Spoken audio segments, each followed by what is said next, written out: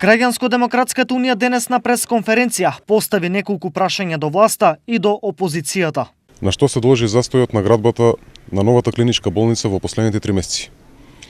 Поради која причина се пролонгирани роковите за изградба за плюс уште 2 години? Само да напоменеме дека старата болница која се уште како така функционира е изградена во далечната 1937 година. Во таа година била врвен клинички центар во Македонија. Но сега сме 2019 година. Прашањето е, уште колку треба да чекаме за нова болница? Сериозна власт се грижи за сериозна тема како што е здравството.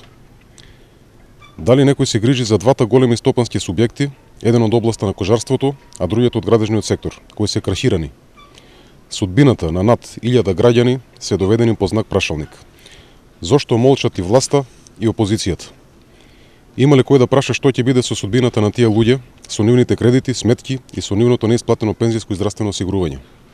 Дали се вратили 94-95 година кога предпријатијата во нашиот град одеа во стечај и работниците остануваа на улица? Дали во иднина ќе се покаже тронка сериозно за решавање на овој реален проблем, со кој се соочуваат сите граѓани, без разлика на политичка, национална и верска припадност?